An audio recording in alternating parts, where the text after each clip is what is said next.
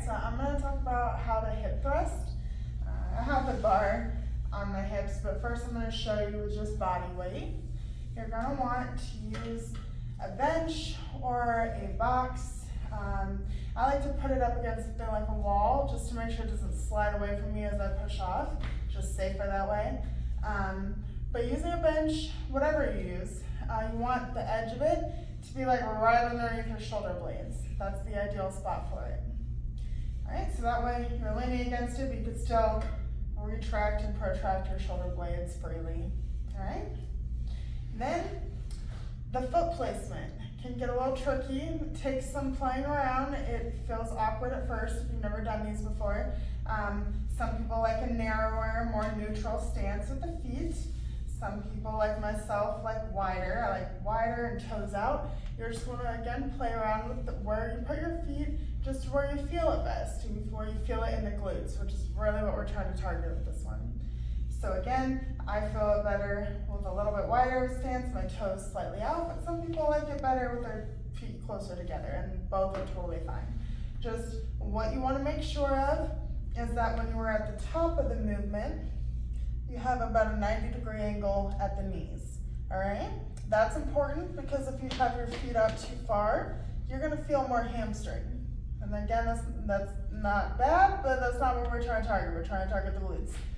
If you have your feet too in close, you're more likely to feel it in the quads, all right? So find that sweet spot where your knee is about 90 degrees, all right? Now there's two ways to do the hip thrust. I definitely have my preference, and everyone has one that they feel and like more than the other usually. There's the scoop method, and then there's the hinge method.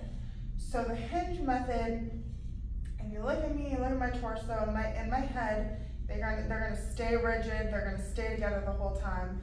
So even as I push up, as my hips go up, my head goes towards the ceiling. And then as I come back down, I'm facing forward. So my head moves with my torso. At the top, I'm looking at the ceiling. All right? Then there's the scoop method, which I prefer. This is one where you think literally about scooping your pelvis under. All right? So I'm looking forward, I'm tucking my chin, but then really most of the movement is happening from my sternum below.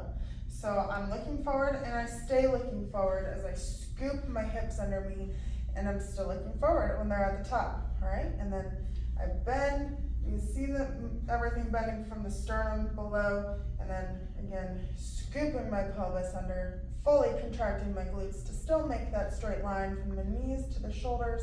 But instead of looking up like this with the hinge method, I am looking forward, all right?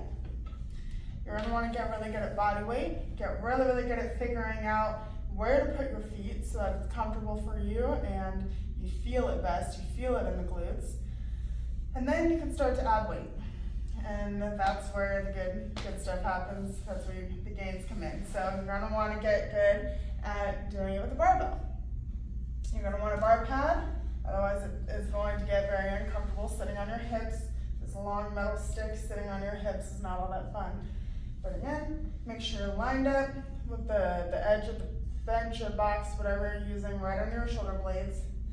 Get the bar centered on your hips, and you want to look at the lines on the barbell and make sure that it's centered on your hips. That way it doesn't go off balance when you lift up. All right, from here, you'll bring your feet back, wiggle them into position, and then again, you can either do the hinge method or the scoop method. Typically, when you are going heavier, you are just naturally going to do the hinge method. That is true for me when I do my heaviest weights. I do the hinge method. I'm looking up at the ceiling at the top. But when I'm doing lighter weight, which this is lighter weight for me, I like to do the scoop method. It just feels more comfortable. I feel it in my glutes more. So you're going to grab onto the bar, tuck your chin, and then squeeze the glutes, push your hips all the way up. Don't cheat the lockout. Make sure you have this nice tabletop position at the top. Control it on the way back down.